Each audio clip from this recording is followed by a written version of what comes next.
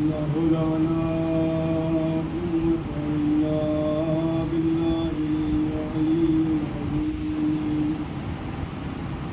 أعوذ بالله من الشيطان الرجيم. بسم الله الرحمن الرحيم. الحمد لله رب العالمين، والعاقبة للمتقين، والجنة للمؤمنين، والنار للملحدين، والصلاة والسلام على العبد المؤيد والرسول المسدد المصطفى الأمجد المحمود الأحمد مولانا أبي القاسم محمد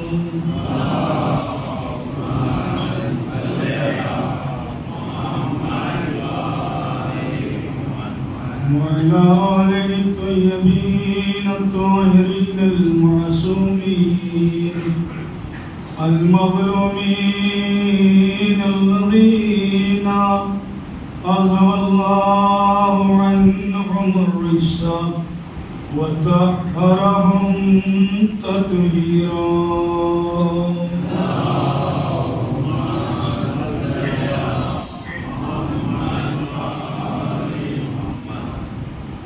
ولعنة الله على أعدائهم أجمعين من الآن إلى قيام يوم الدين. أما بعد فقد قال الله تبارك وتعالى وقوله الحق. بسم الله الرحمن الرحيم.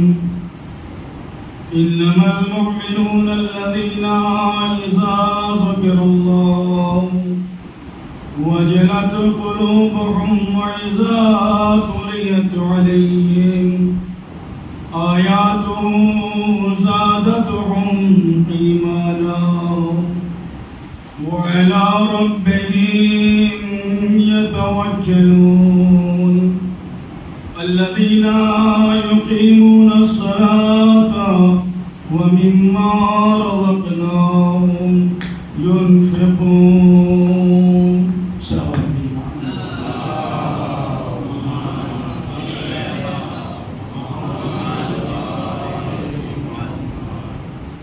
अज़ान मोहतरम मवालियान हैदर करार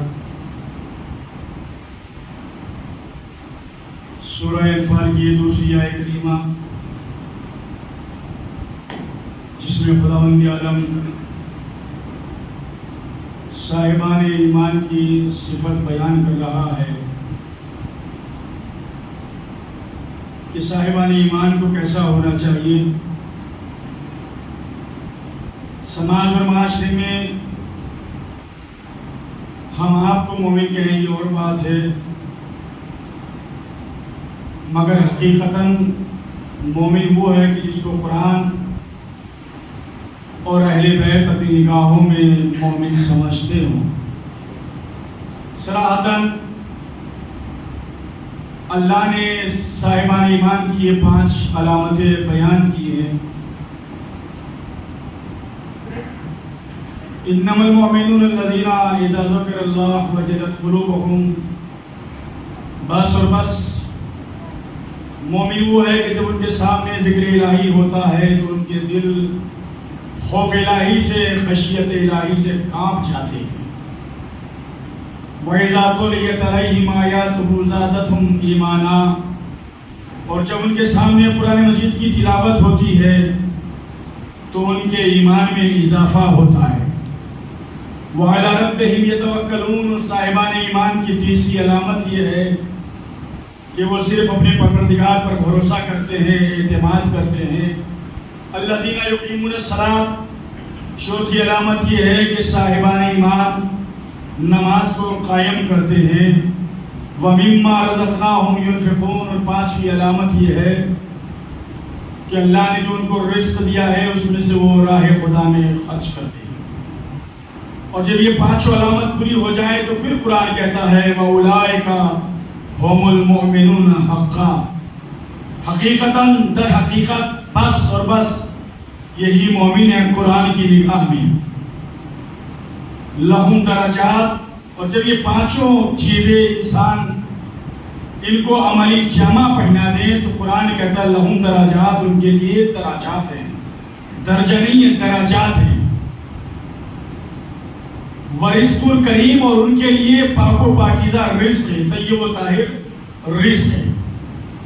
देखिए वो खुदावंद आलम आपसे कितनी मोहब्बत करता है, जितनी मोहब्बत एक मां अपने बच्चे से करती है उससे कहीं ज्यादा खुदा आपसे मोहब्बत करता है। ये और बात है कि हम उसका एहसास ना होने पाए, हम उसकी तरफ फिक्र ना करने पाए, वरना वो खुदा कि जिसने तुम्हें शिकमे मादर में भी भूखा न रहने दिया, अब हमारा फिक्री तौर पर तकाजा क्या है कि जिस खुदा ने आपको शिकमे मादर में भूखा न रहने दिया हो, हम भी उस खुदा को फरामोश न कर पाए। हम खुदा को कैसे पहचाने? क्या नमाजों के जरिए से पहचाने, रोजों के जरिए से पहचाने, हज करके खुदा को पहचाने, ज़कात और खुम्स निकाल करके खुदा की मारिफत हासिल करें? कैसे खुदा को पहचाने? जब मेरे मौला हुसैन से मालूम किया गया, मौला ये बताइएगा हम खुदा को कैसे पहचाने, खुदा की मारिफत कैसे हासिल करें? तो एक मरतबा इमाम हुसैन ने सर पे बुलंद किया और सर पे बुलंद करने के बाद में कहा जिसने हमें पहचान लिया उसने खुदा को पहचान लिया। एक सलावत भेजिए मोहम्मद वाले मोहम्मद पर।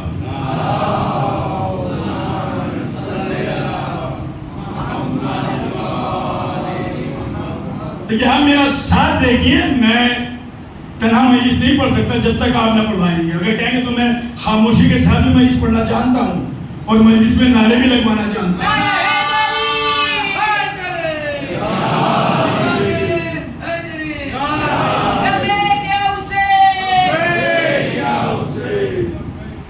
देखिए मैंने एक जुमला शायद इसी मजलिस में कहा था, लब्बैक या हुसैन। इसके माना क्या है कि हम बरजस्ता अपनी जबान पे लाते लब्बैक या हुसैन। इसके माना क्या है? यानी ईमान की सदा पर लब्बैक कहना, ईमान का जो मकसद था उसको पूरा करके लब्बैक कहना। बड़ी माजरत के साथ एक जुमला कहना चाहता हूं, सिर्फ और सिर्फ ये नारा मजलिस का नहीं है, सिर्फ और सिर्फ ये नारा मजलिस का नहीं है लब्बैक या हुसैन। नहीं, नमाज पढ़ो तो कहो लब्बैक या हुसैन, रोजा रखो तो कहो लब्बैक या हुसैन, यतीमों की मदद करो तो कहो लब्बैक या हुसैन, बुजुर्गों का इकराम करो तो कहो लब्बैक या हुसैन, मस्जिद में आओ तो कहो लब्बैक या हुसैन, इमाम बारगाह में आओ तो कहो लब्बैक या हुसैन, मस्जिदें बनवाओ तो कहो लब्बैक या हुसैन, कुरान की तिलावत करो तो कहो लब्बैक या हुसैन, मस्जिद में आके अज़ान दो तो कहो लब्बैक या हुसैन। इसलिए कि हुसैन ने जिस मकसद के लिए कुर्बानी दी है, अगर उस मकसद को पूरा करके हमने लब्बैक या हुसैन कहा तो हुसैन की रूह भी खुश होगी, हुसैन का जिस्म भी खुश होगा। लब्बैक या हुसैन, लब्बैक या हुसैन, लब्बैक या हुसैन,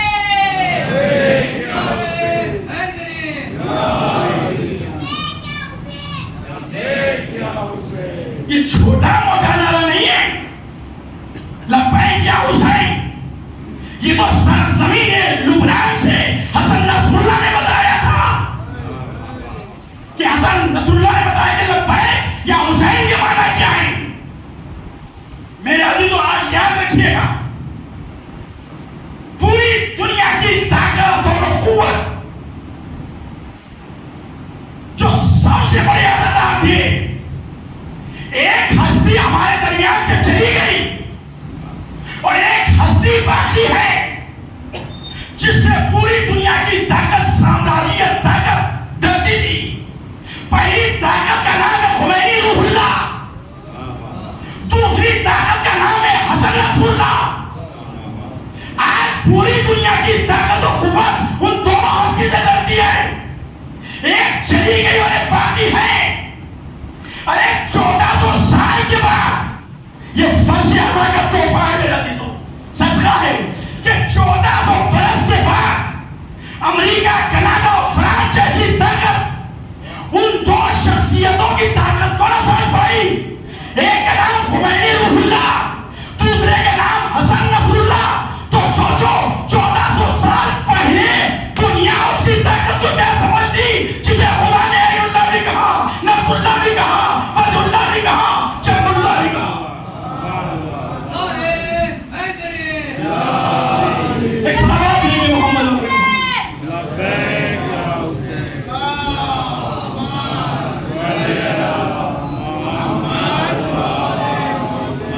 हमारे दरमियान 3 चीजें हैं मेरे दिल, मरजइयत, अज़ादारी, विलायत। अगर इन 3 चीजों को हमारे दरमियान से निकाल दिया जाए तो आपकी शनाख्त मुश्किल हो जाएगी, पहचान मुश्किल हो जाएगी। ये जो पूरी दुनिया में आप पहचाने जाते हैं किसके जरिए से? अभी बाजार में, चौराहे पे कहीं भी जाइएगा, ला इलाहा इल्लल्लाह मोहम्मद रसूलुल्लाह के नारे लगाए हों और उसी भीड़ में आप भी हो तो आप पहचाने नहीं जाओगे, मगर उसी भीड़ में आपने अली वलीउल्लाह कहा, सारे चेहरे आपकी तरफ मुड़ गए।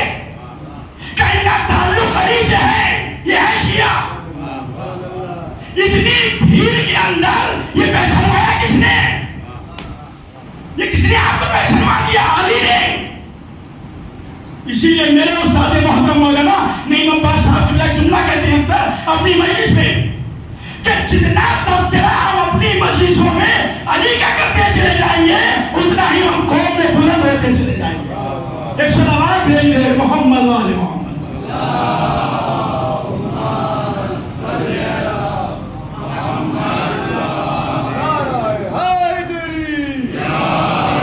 तो विलायत, अज़ादारी, मरजइयत, मैं चूजे हिंदुस्तान से ज्यादा बाहर मुल्कों में रहता हूं। आज हमने होते हैं कभी अज़ादारी पर हमला, कभी मरजइयत पर हमला और कभी विलायत पर। अज़ादारी भी हमारी जान है, विलायत भी हमारी जान है। विलायत जितनी अहम है, मासूम ने फरमाया बुनियल इस्लाम अला खम्सा, इस्लाम की बुनियाद 5 चीजों पर रखी गई, अस्सलात वस्सौम वलहज वज़कात वविलायतुल अली इब्न अबी तालिब। 5 चीजों पर इस्लाम की बुनियाद। बस पहली चीज का नाम है नमाज। मैं यहां पे आया यूपी से 5 दिन के लिए मसलन, तो मैं नमाज पूरी पढ़ूंगा या कसर? अगर 5 दिन के लिए मैं यहां पे आऊं तो नमाज पूरी पढ़ूंगा या कसर? नमाज कसर होगी। यानी अल्लाह ने नमाज में छूट दी का ज़ोहर की 4 नहीं 2 पढ़ो, इशा की 4 नहीं 2 पढ़ो, असर की 4 नहीं 2। साबित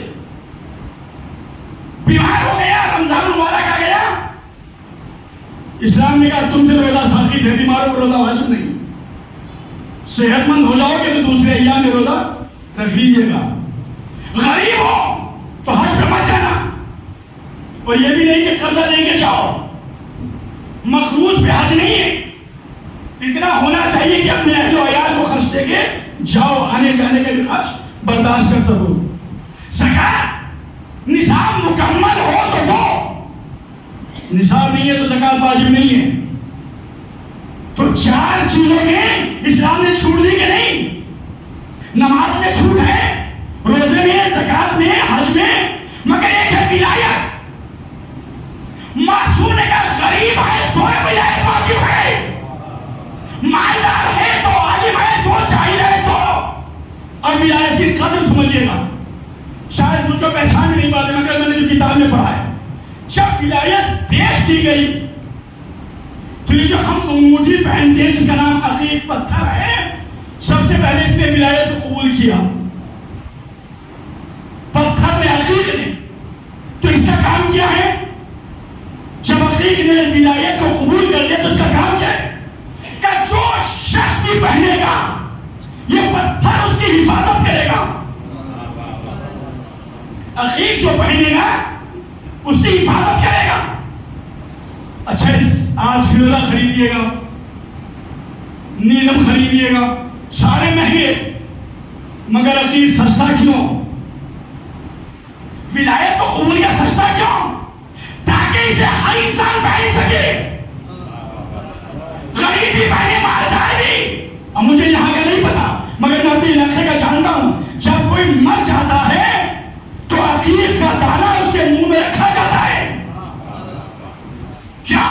ताकि जब तक ये जिंदा था ये इसकी हिफाजत कर रहा था, मर गया है अब भी इसकी हिफाजत करेगा। एक सलावत भेजिए मोहम्मद वाले मोहम्मद।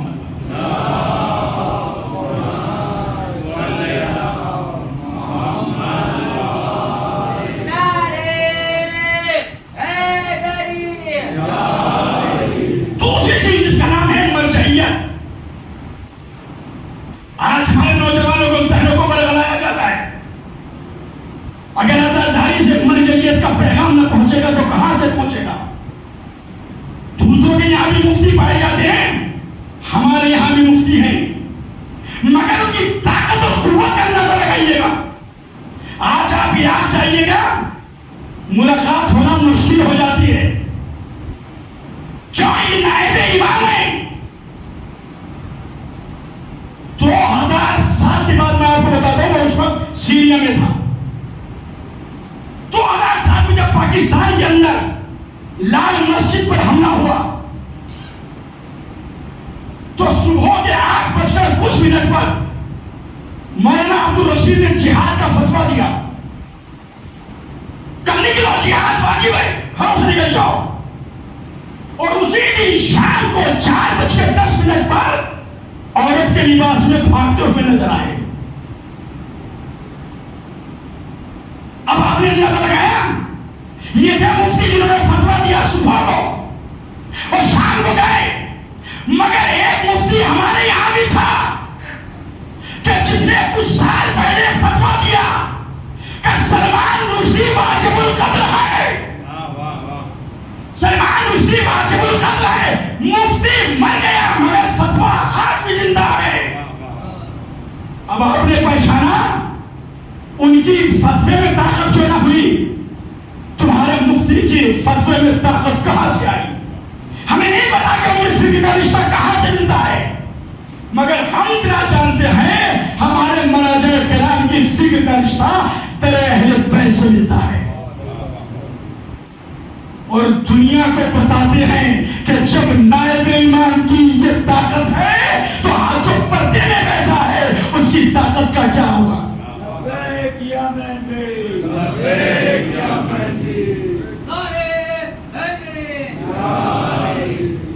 ये हमारे नायब अपने ईमान की आसमान को बताते, हमें पहचानो, नायब को पहचानो तो बाद में इमाम को पहचानना। ये हमेशा जहां होता है हम वारिस बोलता है। जब इमाम आएंगे तो खाने काबा की दीवार से तेज लगा के खड़े हो जाएंगे और जब खड़े होंगे तो खुतबा देंगे, अलाम मन आदा बि आदम फाना औला बिही वफा। जिससे भी आदम ने कोई वादा किया मैं उसे पूरा करूंगा। आज कब्रिस्तान के अंदर किसी के बाप का इंतकाल हो जाए तो बेटा ही तो बोलता है ना वारिस कि मेरे बाप पे जिसका कर्जा हो मुझसे आगे सवाल करे, मैं दूंगा। इमाम खाने काबा की दीवार पे टेक लगा के खड़े होंगे और कहेंगे जिससे आदम ने कोई वादा किया मैं उसे पूरा करूंगा। अला मन आदा बिही नूह फाना औला बिवफाइही। जिससे भी नूह ने कोई वादा किया मैं उसे पूरा करूंगा, मुझसे आगे गए। अला मन आदा बिही शीश फाना औला बिवफाइही।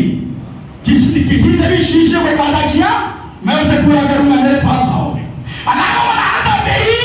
इब्राहिम फाना औलाद वफाई, आओ मेरे हाथ पर बैठ करो, उसके बाद ईमान करेंगे।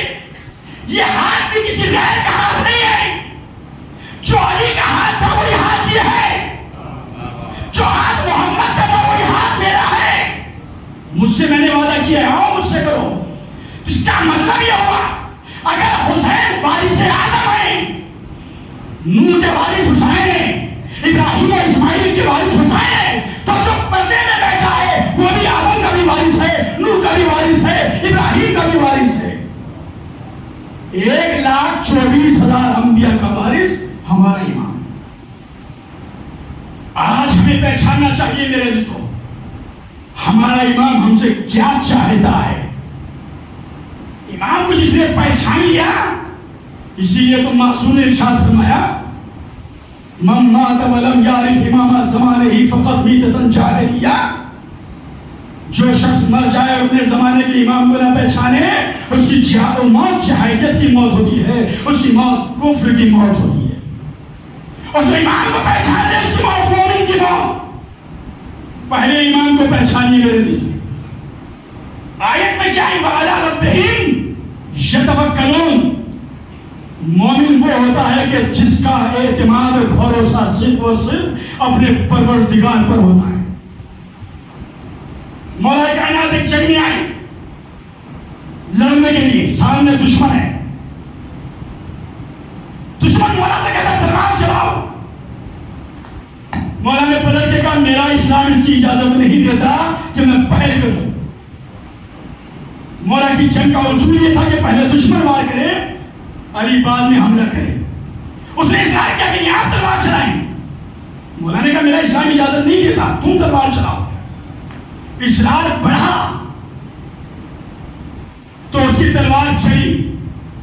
मौला ने सिपर को जमीन पर रखा, तलवार चलना चाहती थी तो उसकी तलवार से चली और इमाम की तलवार से टकराई तो 2 हिस्सों में टूट के मुनक़सिम हो गई। उसकी तलवार टूट गई। अब देखिए दुश्मन था, बहादुर था, जैसी तलवार टूटी फौरन मैदान जिहाद में कहता, अरे मौला मैंने आपकी सखावत का बड़ा चर्चा सुना था। अली ने कहा सिर्फ सुना ही था या देखा भी है? क्या मौला सुना था? कहा तो आज मैं दिखाना भी चाहता हूं। सवाल में क्या करना चाहता है? कहा मेरे जो आपके हाथ में जुल्फ़िकार है, तलवार है, वो मुझे दे दे। अब देखिए तवक्कुल अल्लाह, अल्लाह पर एतमाद, अल्लाह पर भरोसा। कोई दुश्मन दे सकता है अपनी तलवार? अपना आसरा दुश्मन को ऐसे मौके में दे सकता है? मगर अली ने जुमला कहा, आने वाले खुदा की कसम, अगर आज तू जिंदगी का सवाल करता, अगर जिंदगी का सवाल करता तो तुझे महाजे जंग पर जिंदगी दे देता। कहा मौला बस मुझे तलवार दे दो। तलवार ले ली, मौला ने सिपर जमीन पर रख दी, जिससे हमला रोका जाता है, सिपर उसे कहा जाता है, उसे जमीन पर रख दिया। अब ये खुश हो गया, और होना भी चाहिए था, जुल्फ़िकार जैसी तलवार और उसके हाथ में आ गई। हाथ में खुश हो गया, कहा मौला मैं तलवार चलाऊंगा आपका खात्मा हो जाएगा। अब देखिएगा तवक्कुल अल्लाह, कहा तलवार चलाऊंगा सर कलम कर दूंगा आपका खात्मा हो जाएगा। मेरे मौला ने मारिफत भरा जुमला कहा मैं जंग तो इसलिए कर रहा हूं ताकि ये बदअकीदगी खत्म हो जाए। कहा मौला कैसे? कहा मैं दुनिया वालों को बताना चाहता हूं मौत और हयात का मालिक खुदा होता है, बंदा नहीं होता। मौत और हयात का मालिक खुदा होता है, बंदा नहीं। कहा मौला कहना क्या चाहती है? कहा सुन, जिसे खुदा बचाना चाहे, जिसे खुदा बचाना चाहे उसे कोई मार नहीं सकता, और जिसे वो मारना चाहे उसे कोई बचा नहीं सकता। अब वो तलवार चलाना चाहता, कभी दाएं बढ़ा बाएं बढ़ा आगे पीछे, तलवार भी नहीं उठ पाती। का मौला ना मेरे हाथ मेरे इख्तियार में है, ना मेरे कदम मेरे इख्तियार में, ये तलवार नहीं चल पा रही है। जुमला सुनिएगा, ये तलवार उठ भी नहीं पा रही है। मेरे मौला ने कहा सुन, जब ये तलवार एक मोमिन पे नहीं चल सकती तो अमीरुल मोमिनीन पे कैसे चल जाएगी?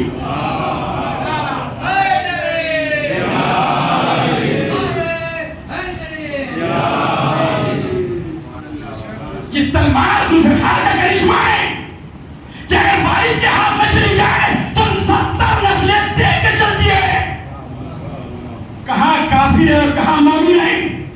अगर 70 नस्लों के अंदर कोई मोमिन आ जाए तो ये जुल्फ़िकार नहीं चलती, ये तलवार नहीं चलती। कसौन अगर ये मोमिन पे नहीं चल सकती तो अमीरुल मोमिनीन पे कैसे चल जाएगी? एक मरतबा का मौला ये तलवार ले लीजिएगा, अपने हाथों में ले लीजिएगा। मौला ने कहा ले भी इसलिए रहा हूं कि तू इसका अहल नहीं है, वरना हम जो दे देते हैं वापस नहीं लेते, इसलिए ले रहा हूं, उसका अहल नहीं है।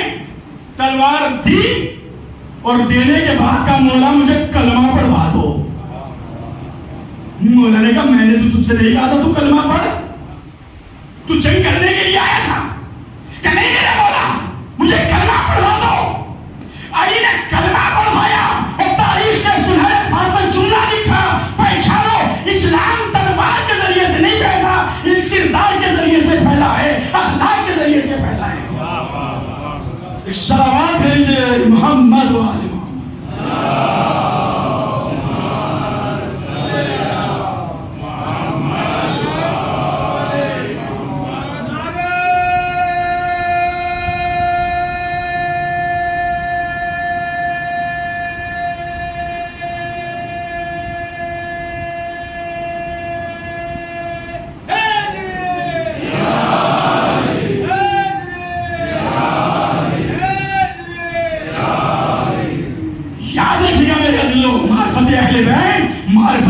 इमाम को पहचानिएगा। मुअतज़िली अलैहिर्रहमा के पास 17 अफराद की लिस्ट बना के कुछ लोग लाए और आकर के ये बताइएगा अली अफजल है ये 17 अफजल है। उन्होंने कहा ऐसे सवाल मुझसे ना करो, कुरान की आयत पढ़ी सूरह माइदा की, या अय्युहल्लज़ीना आमनू ला तसलू इन तुबदा लकुम तसलुकुम। ये साहिबान ईमान ऐसे सवाल ना करो, अगर मैं बता भी दूंगा तो तुम्हें बुरा लग जाएगा। कौन अफजल है, कौन मफजूल है? कहीं बताइएगा ये 17 अफजल हैं या अली अफजल? इसरार बढ़ता चला गया तो मुअतज़िली अलैहिर्रहमा ने कहा सुनो, ये 17 अफराद वो हैं कि आज तक बहस हो रही है कि ये मोमिन भी थे कि नहीं। भाई तो भाई ये मोमिन थे कि नहीं, और अली वो साथ है कि आज तक बहस हो रही है कि ये खुदा था कि बंदा। आज तक बहस हो रही है कि खुदा था या बंदा। अगर ये 17 अफराद उसको सजदा न करते तो काफिर कहलाते, और अगर अली उसको सजदा न करता, अली उसको सजदा न करता तो खुदा कहता था। इसलिए उसके कमालात, उसके सिफात के मज़हर का नाम है अली इब्न अबी तालिब। ये अहले बैत उसके सिफाते कमालात का मज़हर है। आज चूंकि 2 मुहर्रम है मेरे अज़ीज़ों, मुझे पढ़ना कुछ और था मगर गुफ्तगू कहीं और चली गई। इसी इमाम का बेटा, इसी अली का बेटा, जो खुदा की साथ पर कितना एतमाद होता है इमाम को। और अगर हम इमाम के चाहने वाले हैं तो ना हमारे सामने दुनिया है, बस हमारे सामने इमाम है। हमारे सामने इमाम, और जब इमाम आ जाए तो फिर ये नहीं कि हम ये काम कर रहे हैं क्यों और चल नहीं। जब भी आ जाए तुम्हें आवाज दे दो, लब्बैक कह दो। अभी मसाइब की रात आएगी, शब आशूर, मसाइब सुनेंगे। शब आशूर में हुआ क्या था करबला में? मैं अभी मसाइब नहीं पढ़ रहा हूं। क्या हुआ था करबला में? छोटे छोटे बच्चों को माए तैयार कर रही थी कि कल कयामत का दिन है, कल अपने इमाम पर जान कुर्बान कर देना।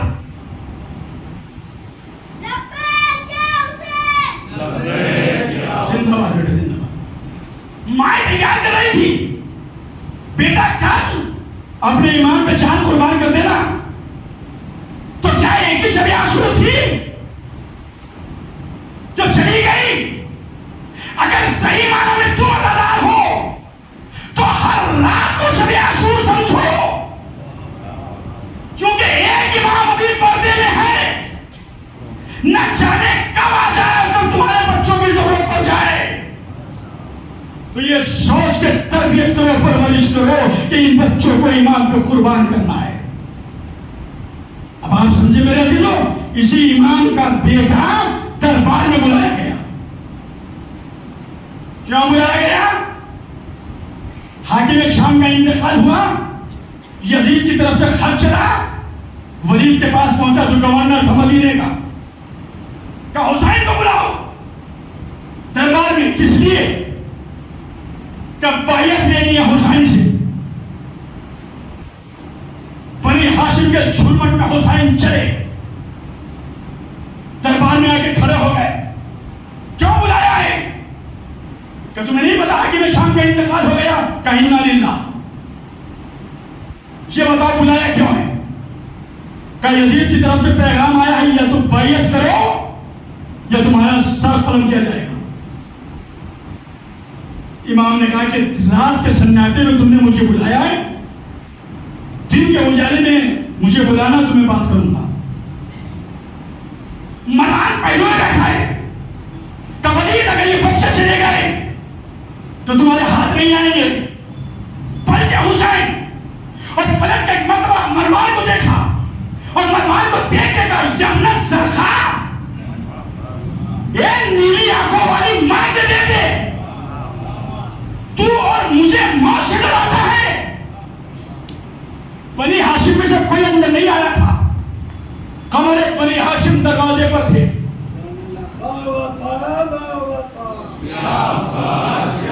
या सकीना, या सैयदी, या अब्बास, दरवाजे पे इमाम के हुक्म से खड़े में जनाब अब्बास। खुदा की कसम, अगर अब्बास हुसैन के साथ दरबार वलीद में चले जाते तो मरवान अब्बास को देख के खुद ब खुद मर जाता। मगर अब्बास ने भी पैगाम दिया चाहने वालों को कि जज्बात में आने का नाम आजादारी नहीं है, इत्तेबाए ईमान का नाम आजादारी है। ईमान कहे तलवार चलाओ तो तलवार चलाना इबादत है, और ईमान कहे रुक जाओ तो अपने सब्र की मिहार को कंट्रोल में कर लो, इसी का नाम इबादत है। ईमान दरवाजे पे खड़ा कर दिया, बनी हाशिम खड़े हैं। कल जब तक मेरी आवाज ना आए खामोश रहना। इमाम ने आवाज बुलंद की, यमना सरखा, ए नीली आंखों वाली मां के बेटे, अतहद्दुनी फिल मौत, तू और मुझे मौत से डराता है।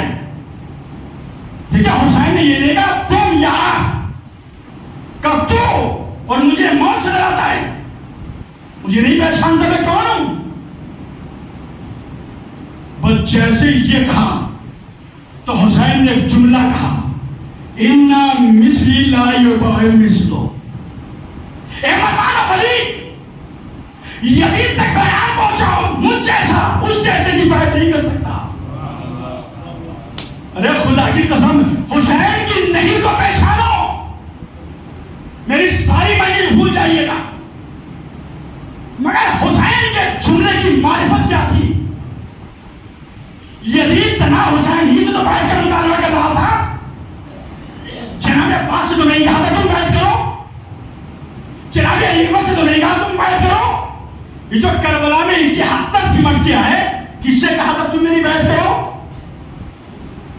मगर ये हुसैन की नहीं थी जो चारों तरफ फैल गई, हुसैन की नहीं थी, सबका इत्तेबा इमाम था। और हुसैन का इन्ना मिस्ली ला युबाउ मिस्लो, मुझ जैसा उस जैसे की बैत नहीं कर सकता। ये नहीं कहा हुसैन ने कि मैं और यजीद की बैत नहीं कर सकता, का मुझ जैसा उस जैसे की बैत नहीं कर सकता। आज बड़े बड़े और उस्ताद बुजुर्ग कहते हैं आखिर ईरान के अंदर वो क्या ताकत है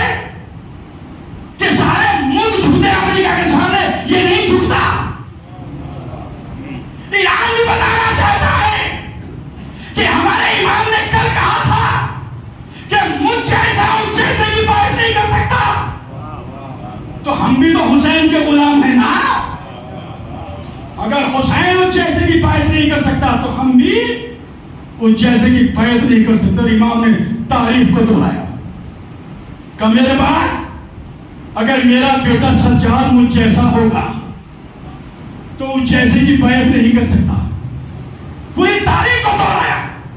और शायद यही वजह थी कि अल्लामा मोइनुद्दीन चिश्ती ने भी मौला के इस कौल को सुन के शेर कहा कि शाह अस्त हुसैन, बादशाह अस्त हुसैन, दीन अस्त हुसैन, दीपना अस्त हुसैन, हक्का के बिना ला इलाहा अस्त हुसैन। मौला के इसी कौल को समझ के इन्होंने भी कहा इन्ना मिस्ली ला युबाय मिस्लो। तो ख्वाजा मोइनुद्दीन ने क्या कहा? बादशाह हुसैन, शाह हुसैन, बादशाह हुसैन। हुसैन शाह भी है, बादशाह भी। हुसैन दीन भी है, दीन पनाह भी है। सरकार नदा दर दस्त यजीद, हक्का के बिना ला इलाहा अस्त हुसैन। आपने सुन लिया और मैंने पढ़ दिया। ख्वाजा मोइनुद्दीन चिश्ती पहचाने किस नजरिए से गए? क्या अपनी पूरी जिंदगी के अंदर यही 4 शेर कहते उन्होंने? मगर आज बच्चे बच्चे को याद है, पर और भी तो शेर होंगे, उनके अशार होंगे, मगर तारुफ हुआ इनके नजरिए से। शायद हुसैन भी बताना चाहते हो कि हमारे लिए कुछ बोल के तो देखो, हमारी तारीफ में कुछ कहो तो सही, हम तुम्हें जिंदा रखेंगे। ऐसे शेर है ना, शाह हुसैन, बादशाह हुसैन, 2 मरतबा हुसैन का नाम, दीन अस्त हुसैन, दीपना अस्त हुसैन, 4 मरतबा हुसैन का नाम। कहीं यजीद का नाम आया? 4 जगहों पर हुसैन का नाम, किसी एक जगह पर यजीद का नाम नहीं। फिर का सरदार नदार दस्त दस्त यजीद, तो हुसैन का नाम नहीं। हक्का के बिना ला इलाहा अस्त हुसैन, अब यजीद का नाम नहीं। शायद ख्वाजा मोइनुद्दीन चिश्ती बताना चाहते हो, ए यजीद तू हमारी नजर में इतना गिरा हुआ है, हम हुसैन के साथ शेर में भी तेरा नाम लेना पसंद नहीं करते। जब तेरा नाम शेर में लेना पसंद नहीं करते तो मसनद रिसालत में तुझे बैठना कैसे गवारा करेंगे? तो हमारी नजर में बस्ता कद है। और एक जुमला कह तू मेरे अजीजों, नौजवान मेरे सामने बैठे हुए, मेहमान का एहतराम लाजिम वाजिब है कि नहीं?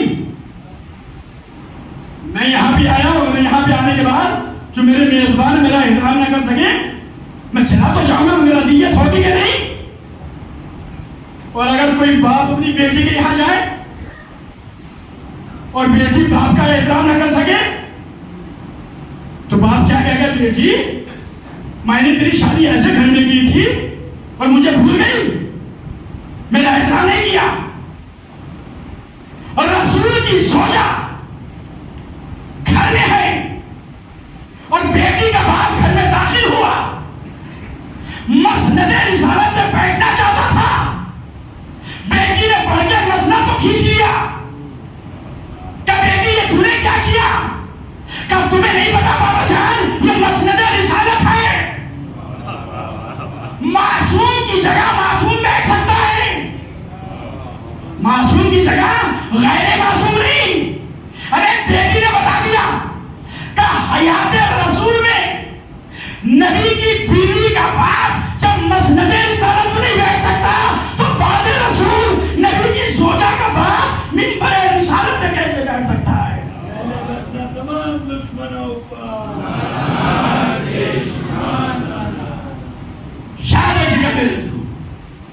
इमाम को पहचानिएगा, इमाम कौन होता है। अगर हमने इमाम को पहचान लिया तो सही मानों में हमने खुदा की मारिफत हासिल कर ली, खुदा को पहचान लिया। हरे दरबार से हुसैन कह के चले तू और हमें मौत से डराता है, ये नहीं हो सकता।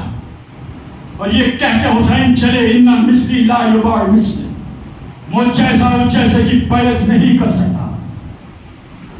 जब चले हैं हुसैन तो इनके 71 अफराद इमाम के साथ चले, छोटे भी हैं बड़े भी हैं। हुसैन के साथ करबला में आ गए और ये 71 कितने फना जिल्ला हो गए। हुसैन ने एक नहीं की इतना कि मैं तेरी बात नहीं कर सकता, मैं उसकी बात नहीं कर सकता। हुसैन ने शब आशूर चिराग गुल किया और चिराग गुल करने के बाद में कहा मैं तुम्हें जन्नत दिलवाऊंगा, वापस जाओ। 71 के 71 ने कहा नहीं, कभी नाना ने शिफात कराऊंगा, कहा नहीं, मैं मां से जन्नत दिलवाऊंगा, चले जाओ, कहा नहीं, मैं तुम्हारे सर से पैर को उठाए लेता हूं, तुम चले जाओ, नहीं, ये मेरे खून के प्यासे हैं, तुम्हारे नहीं। इनको थोड़े दरबार में बुलाया था, गए तो हुसैन थे ना। हुसैन कह रहे मैं पैर उठाए लेता हूं, हुसैन कह रहे मैं जन्नत भी दिलवाऊंगा। आप मुझे बताइए कितना मजमा मेरे सामने बैठा है। मैं इससे पहले आपने नमाज पढ़ी, क्यों पढ़ी? जाके ताकि जन्नत में चले जाए, कामयाब जिंदगी बसर हो जाए, जन्नत में जाए। और इमाम क्या कह रहे हैं? मैं तुम्हें जन्नत दिलवाऊंगा, चले जाओ। आज आप अगर इराक जाए जियारत के लिए और आयतुल्लाह सिस्तानी साहब आपसे कहें जियारत मुबारक हो, मैं गवाही देता हूं आप जन्नत में जाओगे, तो पूरे रास्ते मुस्कुराहट नहीं जाएगी आप ही। अरे नायब इमाम, उन्होंने मुझसे कहा कि मैं जन्नत दिलवाऊंगा, मैं जन्नत का जामिन हूं। और बड़ा से नफीस इमाम करबला में खड़े हुए कह रहे हैं मैं जन्नत दिलवाऊंगा अपने नाना से, जाओ तुम चले जाओ, मैं शफाअत कराऊंगा, मैं बायत को उठाए लेता हूं। तो अब तो जाना चाहिए था कि नहीं? ये करबला में आए क्यों थे साहब? जन्नत ही के लिए तो आए थे ना। और जन्नत कह रहे हैं खुद इमाम कि हम जन्नत दिलवाएंगे, तुम चले जाओ। इनका न जाना और ईमान का कहना, इसका मतलब यह है कि असहाबे करबला की निगाह में कोई और मकाम था जो जन्नत से भी बुलंद था। असहाबे हुसैन जानते थे जन्नत में जाना कमाल नहीं है, इमाम की माइयत, इमाम के साथ रहना कमाल है। हमें वो जगह चाहिए जहां इमाम हो। ये मेरे मौला, अगर 70 मरतबा कैंची से हमारे टुकड़े टुकड़े कर दिए जाए तब भी फातिमा तेरे फलाल के कदमों को छोड़ के हम नहीं जा सकते। 70 मरतबा कैंचियों से टुकड़े किया जाए बदन, 70 मरतबा हयात मिले और 70 मरतबा टुकड़े कर दिए जाए तब भी हुसैन तेरे कदमों को छोड़ के हम नहीं जाएंगे। क्या मर्तबा था मेरे अजीजों। और मैंने तारीख में पढ़ा कि हुसैन जन्नत दिलवा रहे, नाना ने शिफात करवा रहे, फातिमा ज़हरा सलामुल्लाह अलैहा से नजात दिलवा रहे, और फिर भी ये जाने के लिए तैयार नहीं है। जाना तो जन्नत ही में है ना। अब मैं मिसाल के तौर पर अब्बास भाई के मकान में रुका हुआ, शाहिद मौलाना साहब जो हैं वो मेरे भाई हैं, वो भी मेरे साथ में रुके हुए हैं, मगर उनका कमरा अलग है, मेरा कमरा अलग। अब अगर कोई कॉन्फ्रेंस हो बहुत बड़ी और बिल्डिंग एक हो तो उसमें उलमा का इंतजाम अलग होगा, जो उससे बुलंद होंगे उनका इंतजाम अलग होगा, जो टीचर होंगे उनका इंतजाम अलग होगा। बिल्डिंग एक है मगर जगह अलग अलग है, इसलिए जन्नत एक है मगर मकाम अलग अलग है। असहाबे हुसैन जानते थे कि जन्नत के बगैर कत्ल हुए मिल जाएगी, मगर जो जगह हमें चाहिए वो शहीद हुए बगैर नहीं मिल सकती। इसलिए कोई जाने के लिए तैयार नहीं था। मेरे अजीजों, करबला मेरी सारी मजलिस भूल जाइए मेरे अजीजों, मैं पैगाम देने का आदी हूं, इसलिए कि मेरे सर पे अमामा रखा है, मैंने माले इमाम खाया है मदरसे में ताकि उसका हक अदा हो जाए। करबला इतिहास का पैगाम देती है। मैं इसी को समझता हूं कि मेरे एक मर्द मोमिन भी खुश हो जाए मेरी मजलिस से, मेरी तकरीर से, तो मैं समझता हूं मेरी दुनिया भी कामयाब है, मेरी आखिरत भी कामयाब है। करबला इतिहास का पैगाम देती है। मुंतशिर ना हो जाओ, दुश्मन तुम्हारी बैक में लगा है, अपने आप में इत्तेहाद पैदा कर लो मेरे अजीजों। मालूम है कि इत्तेहाद और इख्तिलाफ में क्या फर्क है? अभी आप बाजार जाइएगा मजलिस के बाद, अंगूर के या केले का गुच्छा रखा हो और आप कहें कितने रुपए दर्जन? का 100 रुपए दर्जन, और उसी की बराबर में केले अंगूर अलग अलग रखे हो, जुदा जुदा हो, कहीं कितने रुपए किलो, कहीं 50 रुपए किलो। क्या इनका जायका बदल गया? क्या बदलाएगा? है तो ये भी केले, है ये भी अंगूर, मगर जब तक ये मुत्तहिद थे तो इनकी कीमत पूरी थी। जब ये जुदा जुदा हुए तो कीमत आधी हो गई। मेरे अजीजों, जब तक तुम फर्श अदा पर मुत्तहिद होगे तो कीमत पूरी होगी, और जिस दिन तुम जुदा हो गए, तुम्हारे अंदर इख्तिलाफ पैदा हो गया, समझो तुम्हारी कीमत आधी हो जाएगी। इसीलिए मेरे अजीजों, तुम्हारी फिक्रों को एक होना चाहिए। करबला में दूसरी तरफ लाखों है ना, कम से कम की तारीख 30,000 है, वरना लाखों की तारीख मिलती है, लाखों तक है, मगर वहां सबकी फिक्रें अलग, सबके अकीदे अलग। मगर इधर करबला में हुसैन के साथ 72 हैं। जो हुसैन की फिक्र है वही अली असगर की भी फिक्र है, जो हुसैन की फिक्र है वही कासिम की भी फिक्र है। सबका अकीदा एक, सबकी फिक्र एक, और जहां फिक्र और अकीदे एक हो जाए तो दुश्मन लाख चाहे कि इन्हें नेस्त नाबूद कर दिया जाए, खुदा की कसम फिर लाख ताकतें चाहें तुम्हें कोई नेस्त नाबूद नहीं कर सकता। बनी अब्बास और बनी उमैया की ताकतें मिल गई, खत्म हो गई। दुनिया ये चाह रही है कि ये बाकी कैसे है शिया ने हैदर करना, ये आज़ादा जो पूरी दुनिया में फैली हुई है, इनके वजूद बाकी क्यों है? इन्हें नहीं पता मेरे अजीजों, शियों का वजूद किसी माँ की दुआओं का जरिया है, किसी मासूमा की दुआओं का जरिया। और यही तो कहा था ना फातिमा ने, जब मुसलसल रसूलुल्लाह कहते थे बेटा हुसैन तो 3 दिन का करबला में भूखा प्यासा मारा जाएगा। माँ के सामने कहा, भाई के सामने कहा, नाना भी बैठे, बाबा भी बैठे, सब। तो हुसैन को 3 दिन का करबला में भूखा प्यासा शहीद कर दिया जाएगा। कहा नाना मुसलसल में सुनता हूं, कहा मुझे 3 दिन का भूखा प्यासा करबला में शहीद कर दिया जाएगा, ये बताइएगा नाना, आप मेरे अज़ादारों को, रोने वाले को क्या देंगे? रसूलुल्लाह ने कहा बेटा मैं शाफिया महशर हूं, मैं उनकी शफाअत करा दूंगा। बाबा आप क्या देंगे? कहा मैं साखी कौसर हूं, जो तेरे रोने वाले होंगे उन्हें हौज़ कौसर से सैराब करूंगा। भैया आप क्या देंगे? कहा मैं जन्नत का मालिक हूं, मैं जन्नत दे दूंगा। हुसैन मुड़े मां की तरफ और आगे सानू पे बैठ गए। अम्मा तुम्हारी तमन्ना थी ना कि बाबा से मुस्तकिल मालूम करती थी अपने बाबा से, बाबा ये बताइएगा जब मेरा बच्चा 3 दिन का भूखा प्यासा मारा जाएगा तो इस पे रोएगा कौन? तो रसूलुल्लाह कहते खुदा एक कौम पैदा करेगा कि उसके जवान तेरे जवानों का मातम करेंगे, उसकी औरतें तेरी औरतों का मातम, उसके बच्चे तेरे बच्चों का मातम। अम्मा तुम बताओ तुम क्या दोगी? कलेजा फटता है खुदा की कसम। हुसैन मां के सालों में रखे, मां ने बढ़ के बच्चे को बोसा दिया, और जब बोसा दिया तो मां ने एक जुमला कहा,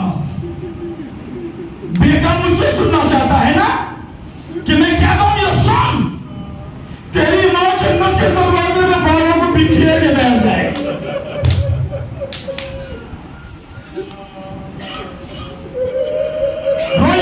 आज तो मुहर्रम है ना, खुदा आपको कोई गम ना दे सिवाय गम करबला के। बेटा मैं जन्नत के दरवाजे में बालों को बखेर के बैठ जाऊंगी, और जब तक एक अज़ादार जन्नत में ना जाएगा तेरी माँ वादा करती है मैं जन्नत में न जाऊंगी। खुदा तुम्हारी बेटियों को सलामत रखे। आपके घर में बेटियां होंगी ना, मेरे भी बेटियां हैं।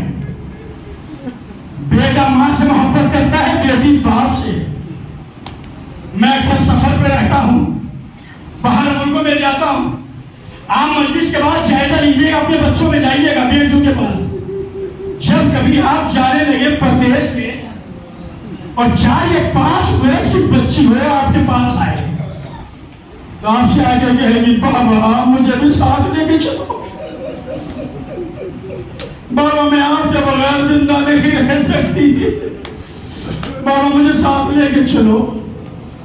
अगर फर्द मोहब्बत में आप साथ लेके चले गए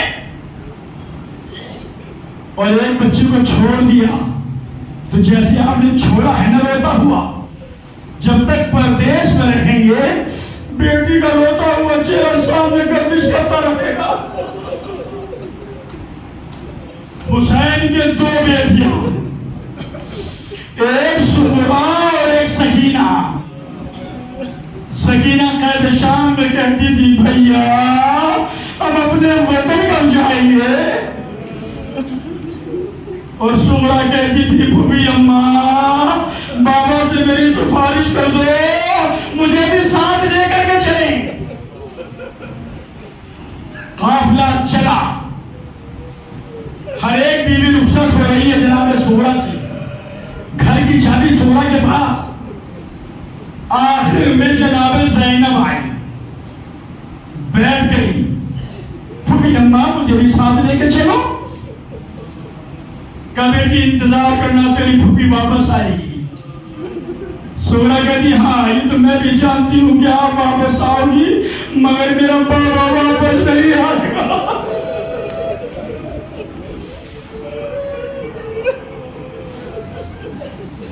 मेरा बाबा वापस नहीं आएगा। सकीना मतलब सोना के पास ज़ैनब बैठ गई, बीबी बच्ची ने बता ये तुझे कैसे मालूम हो गया कि तेरा बाबा वापस नहीं आएगा? फूफी अम्मा सुनना चाहती हो तो सुनो, मैं चूंकि बीमार हूं ना, रात का जब सन्नाटा होता था तो तुम सब सो जाते थे, मगर रात के सन्नाटे में कोई बीवी आती थी, आगे कहती थी हाय मेरा हुसैन, हाय मेरा हुसैन। मैं कहती बीबी तू कौन है? कसूरा ने पहचाना, मैं तेरी दादी फातिमा। सूरा तू यतीम होने वाली है। सुनिएगा मेरे दोस्तों, खुदा तुम्हारी बच्चियों को सलामत रखिए। काफिला चलने लगा तो सूरा ने ज़ैनब से कहा फूफी अम्मा बाबा से सिफारिश कर दीजिएगा, मुझे भी साथ लेके चले। सूरा का हाथ पकड़ा, हुसैन के करीब जाने लगी तो हुसैन कुर्सी से खड़े हो गए। कहा बहन सूरा की सिफारिश न करना। कहा भैया बताओ तो सही, तुम सूरा को क्यों नहीं लेके जा रहे हो? सकीना जा रही है, अली असगर जा रहा है, सूरा को क्यों नहीं ले जा रहे हो? कहा बहन सुनना चाहती हो तो बैठ जाओ। बैठ गई बहन। कहा बहन सुनो, ये सूरा मेरी मां की शबी है। तुम्हें तो मालूम है ना कि इन औरतों को शाना कूफा फिराया जाएगा, नंगे सर फिराया जाएगा। बहन मैं नहीं चाहता मेरी मां की शबी बाजारों में फिराई जाए। आजादारों मुझसे कहा गया है असाब हुसैन पर कुछ मसाइब कर दीजिएगा। करबला के मैदान में जब हुसैन आखिरी नमाज पढ़ रहे थे तो शहीद को अपने करीब बुलाया और बुलाने के बाद ने कहा शहीद मैं नमाज पढ़ना चाहता हूँ, तुम मेरी हिफाजत के लिए खड़े हो जाओ। हुसैन नमाज पढ़ रहे हैं, शहीद खड़े हो गए, तीरों की बारिश हुई, शहीद ने अपने सीने पर रोक लिए और जब नमाज खत्म हो गई शहीद ने कहा मौला क्या मुझसे राजी हो गए? तो हुसैन ने कहा सईद, खुदा तुम्हें नमाज गुजारों में शामिल करे। तीरों की बौछार में सईद जख्मी हो गए और दाग न ला सके तो जमीन करबला पे गिर गए। क्या मर्तबा था अस्हाबे हुसैन का। हुसैन करीब पहुंचे, पहुंचने के बाद सईद के सर को उठाया और अपने सानू पे रखा। सईद कदमते बदल रहे हैं, कभी दायां पहलू कभी बायां पहलू। हुसैन ने कहा सईद क्या बात है? कमला मुझे ऐसा महसूस होता है जैसे कोई मेरा दायां बाजू दबा रहा हो। हुसैन कहते हैं सईद तुझे मुबारक हो, अरे जन्नत से मेरा बाबा आ गया। सईद ने फिर करवट ली, कहा क्या हुआ? कमला ऐसा महसूस होता है जैसे मेरा कोई बायां बाजू दबाता है। का सईद मुबारक हो, अरे जन्नत से मेरा नाना आ गया। एक मरतबा सईद पैरों को समेटना चाहते, का सईद अब क्या हो गया? का मौला ऐसा महसूस होता है जैसे मेरी पैर की कोई बीवी बैठी है। रोइएगा खुदा की कसम, मौला ऐसा महसूस होता है जैसे कोई काले बुर्के में कोई बीवी बैठी है। हुसैन ने कहा सईद अब उठ के बैठ जाओ। कमला क्या हुआ? का तुझे नहीं पता? अरे मेरी मां फातिमा तेरे करीब। सईद उठ के बैठ जाओ, मेरी मां आ गई।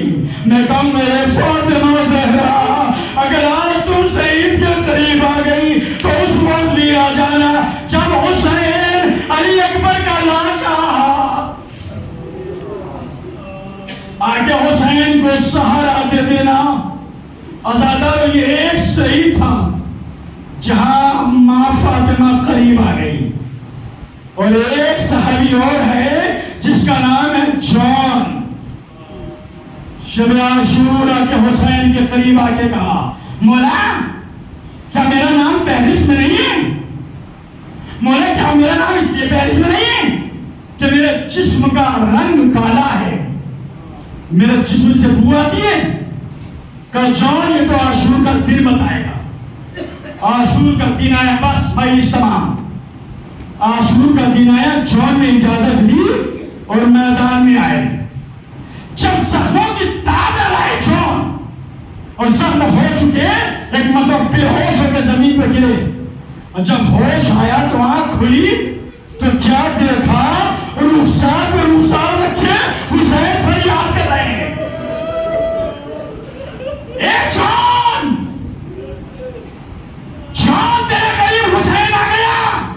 और एक जुमला का जॉन तुझे मुबारक हो, अरे मेरी मां फातिमा तेरा शुक्रिया अदा कर रही है।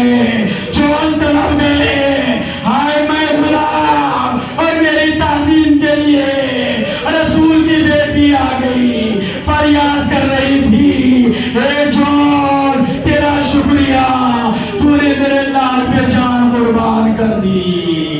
अज़ादारो फातिमा कला करबला में गिर गया। इन्ना लिल्लाहि व इन्ना इलैहि राजिऊन। रज़न पे क़ज़ाइही व तस्लीम पे अम्रे। बारिला इन आवाज़ों पे रहमत नाज़िल फरमा।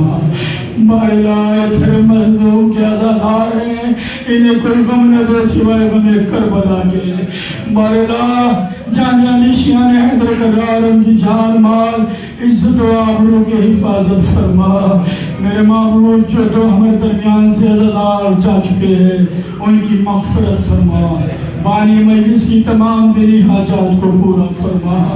मेरे माबूद ये तेरे हुसैन के अज़ादार हैं, उस वक्त तक दुनिया से न उठाना जब तक अपने इमाम का दीदार न कर ले। मेरे माबूद हमें सीरत मासूमीन पर चलने की तौफीक अता फरमा। हमें ज़्यादा से ज़्यादा इल्म दीन हासिल करने की तौफीक अता फरमा। माबूद अगर इल्म दे तो उसके मुताबिक अमल करने की तौफीक अता फरमा। मेरे माबूद मकामात मुक़द्दसा की हिफाजत फरमा, मराजा-ए कराम की हिफाजत फरमा, हमारे नौजवानों को सीरत अली अकबर पे चलने की तौफीक अता फरमा। ये मेरे महबूब दिल बेकरार है, आंखें बेताब हैं, जिस इमाम की रईयत में हम जिंदगी बसर कर रहे हैं, सरकार वली अस इमाम ज़माना के ज़हूर में ताजीब फरमा, उनकी आवान व अंसार में हम सबको शुमार फरमा। रब्बना तक़ब्बल मिन्ना इन्नका अंतस समीउल अलीम।